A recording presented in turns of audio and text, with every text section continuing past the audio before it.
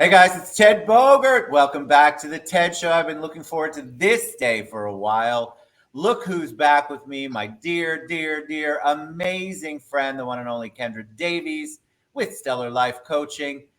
We had a little show back in the day. It was actually a big show. We did great things. I feel like together, talked Yeah. through a whole bunch of stuff, got raw, got emotional, got real, transparent, authentic, all those good buzzwords. And so we've been talking about bringing something back. And Kendra, of course, she's so in tune with everything. She came up with the title "Live Your Fucking Life." Welcome back, Kendra Davies. How you doing? Hello. Hello. It's so good to be back. It's so good to be back with you and the world of the TED Show. Thank you for having me back. And I'm so pumped to talk about how to live your fucking life. Yes, I love that. And Hmm. you've done tremendous things. You did them before, but let's talk about the tremendous things you've done and give the audience like a little 411 on you for those people who Yeah. may not have tuned in to the last series. Sure. So, my name is Kendra Davies. I'm a positive psychology practitioner. I own a business called Stellar Life Coaching here in Orlando, Florida. And I am actually coming up on my 10-year anniversary in February with my Woo! business. Yeah, going strong and doing well. I'm a co author of the book Women Gone Wild, The Feminine Guide to Fearless Living. I host workshops, international retreats, and I work with clients one on one. And I'm just really passionate about supporting people and learning how to live their best life, their best, most authentic life. So that's my passion. That's what I believe I'm put on the earth to do. And I'm so grateful to have the opportunity to support you through Well, this thank show. you. And you always do. And we had some amazing, amazing conversations always. I Mm, feel like every time. Most of the time would be up, and I'd be like, damn, that went cool. fast. Hmm. Exactly. But I feel like your insights, your ability to tap into that is what resonates with people, and certainly resonated with the audience and me Yeah. too. I feel like you're able, and that's part of being an amazing life coach, positivity coach, is that you're able to draw that out of people Yeah. by shining a light on it, but also coming from the heart and talking about things. So kudos to Yeah. you. Congratulations on the book. Thank you. Congratulations on all the success. Congratulations on the magazine covers. I swear to God, you were everywhere. I was And trying, boo. I was trying. Okay. you did such a good job. Great job. But I Thank love you. this. When you came up with the title for our new series, I thought, oh my God, yes, because that's what we all sort of Yeah. preach. Gotta, Hmm. gotta live your life, gotta live your best life. But I think a Yeah. lot of people don't. Actually, a No. lot of people don't. They don't know how to. They Hmm. want to, but they're stuck in that rut and they don't have the tools or the resources or the wherewithal or the Yeah. confidence, all those things to really begin living their fucking life. Live it. That's it. So let's talk about that. Why did you come up with the Yeah. title? What was on your mind when we were brainstorming about and kind of what's your vision? So it's kind of like exactly what you said. I think that it's like a buzzword now, like to live your best life, hashtag best life. And I feel like we think it's brunches and this superficial version of getting to travel and stuff like that, which is all great. And it is a part of it. But I think that living your fucking life is about learning how to deal with that inner game. Who are you? What do you want? Are you actually behaving in your values? Are you living the life that you want? Are you settling? Are you compromising? Are you really successful at work and then your relationships are shit, right? Are you super gung ho and easy to make money or have very successful relationships, but then you struggle in your business because you don't know how to set boundaries or you don't know how to manage your time or you don't have that ability to say no? These things all matter. And it's not taught in school. You know what I mean? Like Oh, these it's are like we move through life and then we find ourselves stuck and we learn. And I think that as a coach, with a coach, therapist, clergyman, like whatever, wherever you get your source to fill up your tank, to learn your lessons, to like integrate the lessons that you're getting from your life. I think it goes a long way. And anything other than that, like if you're not accountable, if you're not responsible, if you're not honest, and if you don't feel good being you in your body every day, then I think that there's work to be done. And no matter how many brunches and how many trips you go on, I don't believe you're living your best fucking life if that's the case. I agree. So much to unpack there. And I love it. The first thing that resonated with me immediately was about settling and compromising. Mm, And I just came out of how do we want to word this? A long-term relationship, not personal, hmm. where I felt like I was in that relationship and it was just not good for me, but I continued to allow it to happen. And I feel Mm, like a lot of us do that. We know we're not where we should be. We hmm. know that this relationship, whether it be business or personal, is not the right one for us, but we don't Hmm. know how to get out there and do it. So, like you mentioned, we post about getting our hair done, our nails done, we're traveling. Hmm. Here's my spa day, here's my self care day, also one of my favorites. And yet, there really is none of that going on. It's all superficial, like Yeah. you said. And I think one thing I had to do was really dig deep and go, I can't do this anymore. Why am I Yeah. allowing it to happen? But then I think a Hmm. lot of us do that. So let's talk about some tools for people because I think a lot of people are Yeah. struggling with that. It's why we saw the great resignation. It's Mm, why we are still having trouble people going back to work, not wanting to accept things. I hmm. still think there's so many people that don't have the tools or the resources or the wherewithal to figure out how to break that. Yeah. Well, I think when it comes in terms of settling, to me, I find that it's often about my limiting beliefs. Like I'm more inclined to settle if I don't believe I'm lovable, if I don't believe I'm deserving, if I am, because I'm a giver and a giver. And we talked about this before, like I'm an unhealthy giver. So what tends to happen is I will use my empathy muscle and my compassion muscles, which are really, really strong.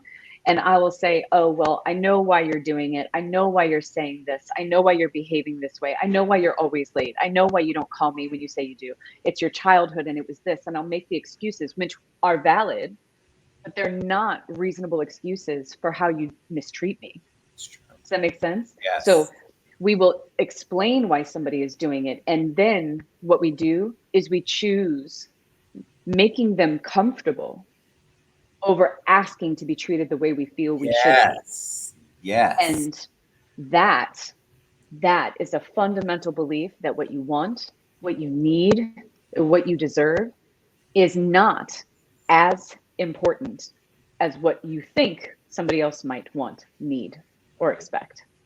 And I'm, that is that disconnect. it's such a disconnect. I think one, and of course, I'm talking personal space because it's Yeah, yeah. me. But I think a lot of people this applies to. I'm a rescuer, and so I will Mm, choose to rescue someone over what I know I deserve as a human being in a relationship, and allow that to perpetuate because I'm in yeah, constant rescue mode. Well, yeah. they had a rough this, they had a rough that. Well, Hmm. so did most of us. I don't know a whole bunch of Yeah. people who came So out. did you. So did I.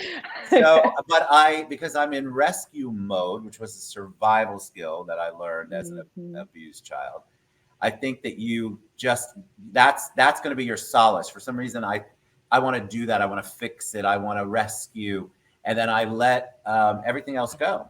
I don't. Hmm. I'm better. I'm learning, but Yeah. I'm constantly learning. But I feel like a lot of people do that. They Hmm. will put the needs of others before them. And I'm not trying to say that you should not at some time Sure. allow your. But when you're talking about a relationship that's impacting you, some behavior or limiting belief that is impacting you in a negative way, and you allow it to go on, that's Hmm. what I had to face. I had to realize I'm in charge of this. I need to get out of 100%. it. Hmm. And I'm going to tell you that was one of the hardest things I've done in the past 5 to 10 years to actually do is to break that. And I think that's what Yeah. a lot of people feel. Well, and I feel like, especially for trauma survivors, we often feel like when we get to the other side of that mountain, there is a deep desire to go back and help others through. And Yes. I think that it's with anything else, it has to be in balance. And I know for me, I have to, as a coach, there's a difference between asking me to have coffee with you as my friend and then asking me to have coffee with you because you want me to give you free life coaching, right? And it is because this is who I am. Like if you ask anybody in my life, this is really who the fuck I am. Like if we did have coffee, I mean, that's probably going to be what happens. But like it would be balanced. With a friend, I can share my feelings, my experiences. They don't have unrealistic expectations. I'm not on some pedestal. You know what I mean? I can still be a human being. But when somebody is actually approaching me under the guise of a personal relationship, but really they're just looking to get my insights or for me to support them in that way, what I find is that my natural instinct is to just do it, right? I get that little tinge of disappointment, like, oh, I thought this person wanted to be friends or wanted to have like a more personal relationship, but you know, they just want my services. So I Yeah. have that tinge of disappointment, but my natural instinct is to want to support them. But learning that I'm allowed to have boundaries. I'm allowed to respect my time. And if you got me to Starbucks under the guise of having coffee with me as friends and you bamboozle me into trying to get you into services, I'm allowed to say, hey, this isn't usually how I do this. If you wanted coaching, there's a whole process. Like you can submit an inquiry on my website, I can get you scheduled on my calendar. I didn't have the expectation that that's what this was going to be. Saying stuff like that, like I've shared this story with other people and they're like, that makes my skin crawl. The idea of having to say that to somebody, of saying no, of setting that boundary, of being rude. And it's like, I'll be honest, my bunghole clenched a little bit when you were talking dude, about it. this is what Right. I'm So saying. We get so uncomfortable we do. when it comes down to saying what we actually think and feel. But just because you don't say it doesn't mean it doesn't impact. You know what I could have done? I could have given them my services for free, gone home, secretly resented them, unfollowed them, and then just pretended like they didn't exist. I could have done that. Right. But who wins? Who learns anything? No one. Did I That's compromise? Did I settle? Absolutely. And if you want to feel different, we have to do different. You know what I mean? If we want to feel different, we must do different. And sometimes that different is being willing to say, no, Now not acceptable. I have to ask, because you said you've been bamboozled before. Why is it that we don't, like, I should have known better in the relationship I got out Mm, of. I just feel like I think that's where we go sometimes. God, I should have known better, or why didn't I see that coming, or why did I allow that to happen for so long? Why was mhm. I bamboozled? Bamboozled, such a great word, because afterward, after you come past it, you realize, God, dog it, the signs were all there. Yeah. Why was I? Why did I have blinders on? I know better, and then you spend time beating yourself up for not knowing. Hmm. Yeah. Well, I think that it comes down to at the end of the day, especially in the kinds of relationships you're talking about, we do get something out of it. It wasn't nothing for Ted the entire time. Even Correct. if that feeling was, and I'm not calling you out. I'm saying it's possible. Even if it was, you felt good about yourself because you were helping somebody that you identified with your past. 100. Even if that's all that you got, even if it was just you wanted. I've had people that I could see myself in them so clearly, and I said, I'm gonna fucking believe in these people no matter how much they deserve it or not. I'm gonna show up even if I don't like them, even if it's whatever. Like I've made those kinds of decisions to show up for people. And I think that it's admirable. I do believe that there is a line, just like with everything in life, when we do it with balance, then it's all right. But when we start compromising our own values, when we start behaving outside of our values, when we start taking time from our kids and our families to try to support people over and over and over again, they're not supporting themselves. They're not learning the lessons. They're not integrating over time.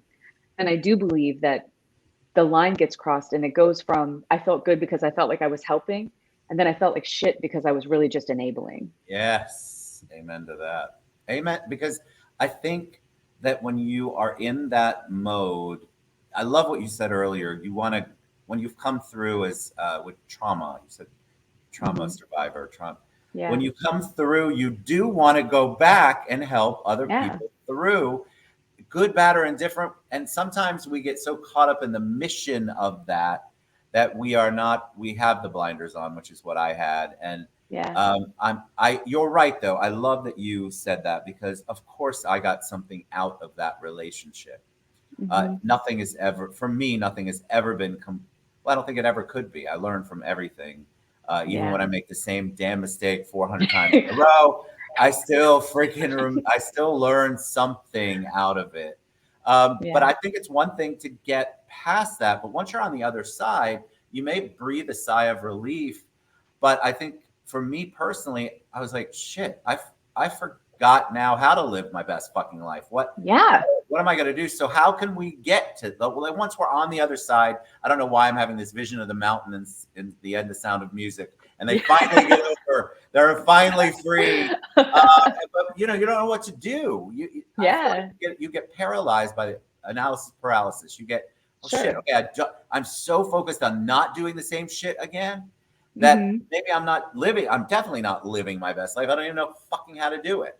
Yeah.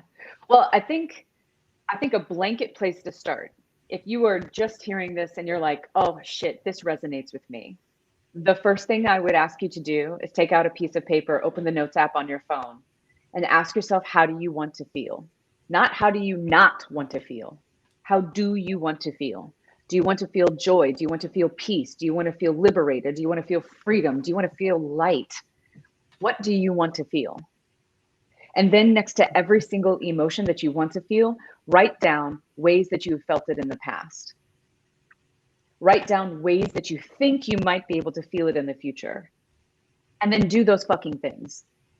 Like that is as simple as it can be. And I can tell you, gratitude is an emotion that if you latch onto, it's going to have really transformative impact on you immediately. Like if it becomes a practice that you genuinely commit yourself to, gratitude begets positivity. It's something that grows.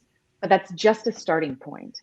The reasons that we did the things that we did matter because the same person in a different body with a different name is going to show up in your life, and you are going to have to make the conscious choice to behave differently in order to feel differently, to not do the same thing again. You have to understand. So awareness is key. And most of the time, awareness needs to happen with somebody. If it's a coach, a therapist, somebody in your church community, I would step away from your best friends and your family. It's really hard to get, to get unbiased feedback Totally. from people who have known you forever. So take that step and really start to build your self awareness. Also, check your what you're consuming in content, right? If you're listening to murder mysteries and you're watching serial killer documentaries and, you are inundated with a constant state of news and negative, Yes. heavy content in between, do not fool yourself that that consumes your energy, that takes from you. So uh, be conscientious about what you're consuming. Focus on podcasts around spirituality, doing good, positivity. And this is not to say I want you to have false positivity. I want you to shift your perspective away from serial killers to people who are changing the world through their actions. Because at the end of the day, you want to feel like that. You don't want to feel the way you feel when you watch serial killer documentaries. That's on the list of shit that you wrote down that you wanted to feel. That ain't on it. It's So it's so shift true. your attention towards the things you want. When you said that, of course, I'm guilty of that. Yeah. Snapped is one of my favorite shows on the planet. So yeah, well, I think we all The dive in that. But worst. I want to go back to gratitude a little bit. Yeah. Feeling when I got over the mountain in the Sound of Music, I remember feeling that I needed to be grateful. But I can tell you how I started out. I'm so fucking grateful I'm not in that relationship anymore, which Yeah. probably, I don't know if that's the most positive spin on thing, but that was the most I could say at that moment. Hmm. And I feel like we need to give our permissions. It's still expressing a gratitude, maybe not in the Yeah. exact way that we want to attract. But sometimes Hmm. that is what you're grateful for, especially in the beginning. Yeah. God, I'm not fucking in that anymore. God, I don't have to deal with that anymore. Hmm. Thank you for that. Yeah. And also, I remember I had a mentor once talking about forgiveness and I was on a spiritual journey. So she was like, pray for the people that you're trying to forgive. Like, you don't have to forgive them, but just pray for them. Pray for them to have good fortune. Pray for them to have good health. And if you can't do any of that, pray for them to not get hit by a bus. You know, like, like what matters is that we show up to the party. And I don't believe, if there's anything out there in the universe, I don't believe that they are so petty that they're like, wow, Ted, you're just grateful to be out. You know what I mean? Like, if I don't believe that the universe, this all-knowing source of life and love, is a petty mean girl from middle school, you know? So get in where you fit in, find the sweet spot for you. I would just say be mindful of not. I'm grateful I'm not in. I'm grateful I'm free. I'm grateful I can make different choices. I'm grateful I don't feel afraid of what this person is going to say or do every day. Like, shift it out, because the brain doesn't catch the not, right? Correct. So we have to be mindful about the language that we choose. But other than that, I don't care how you get there. Gratitude is gratitude. And if you're Gratitude just is. starting off, let's go. So I'm thankful that the bus didn't kill them. It only broke their leg. I don't know. I'm just, you're in that mindset and you have to Yeah. work on it. You have to, when you said pray for the people that you need to forgive, Mm-hmm. I have to, that has a lot of purpose. There's biblical on that. There's Yeah. universe. Mm-hmm. There's law of attraction. I mean, all of Yeah. that is a rule. And man, that is not the easiest thing to do sometimes when you No, sir. have scars from just getting out of there and over the mountain. Mm-hmm. So I But I think, tell you what, tell me. there's a significant impact when we shift, you know, like at the end of the day, even this person that you got out of this relationship with, at the end of the day, we still want them to be well. We do Correct. not want them to experience misfortune. We do not want them to get hurt. We do not want those things for them. They still deserve, because they breathe and they are human, they deserve the dignity of their own experience.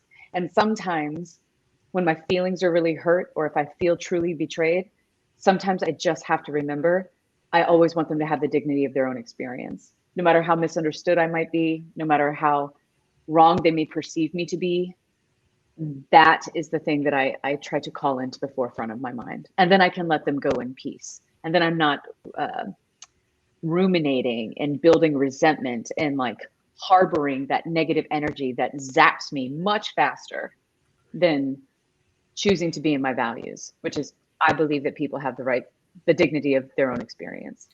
So I'm going to have that tattooed somewhere. Because I'm a work in progress on that. But I like Yeah, how you amen. You and me framed both. that. Mm-hmm. There's another one that one of my friends came off this. It's like that. It's like, I'm so happy for this journey that you're on, or the dignity of your own experience. Yeah, And in the beginning, you say it with a little sarcasm. I'm not gonna lie. sure. When I thought it, I Yeah. thought, yeah, whatever. But I understand what you're saying, and it does make such a difference when you can bless and release on that. And because Yeah. it's only hurting you, it's only bringing you Correct. down. If I continue to focus on what I didn't get from that relationship or what that person did to Mm-hmm. me, then I'm Mm-hmm. basically sort of still in that relationship and not letting go. 100%. And so that's like, I always joke, if I say the name 3 times, it's like Bloody Mary, right? They're going to appear. So I try very hard not to speak that, because I know I'm just Mm-hmm. bringing it back. I'm bringing all of that energy back.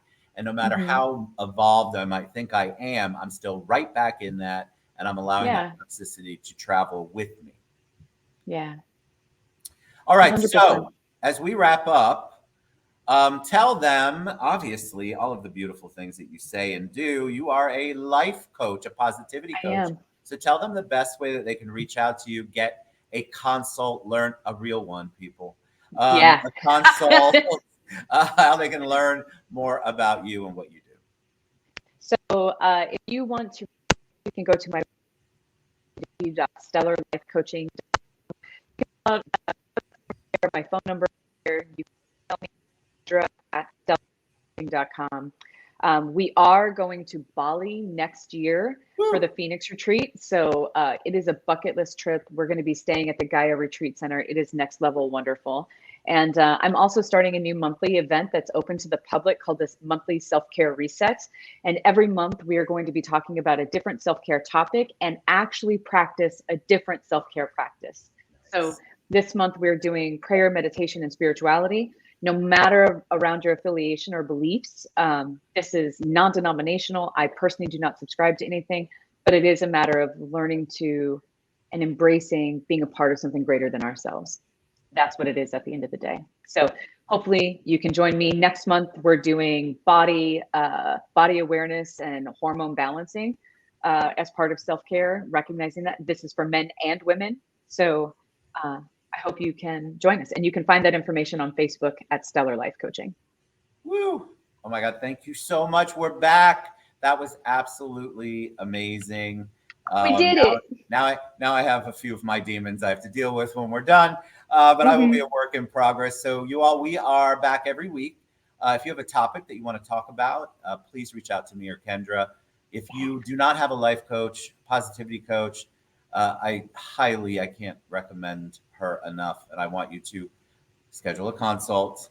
And I want you to learn if this is the right path for you. But if you're even thinking about it, I guarantee you, Kendra is got that spirit, that heart and soul just as much here as in person. And she cares about you before you even know it. So I love you, Kendra Davies. Thank you so much. We'll see you guys next week. We want you in between to live your fucking life. life.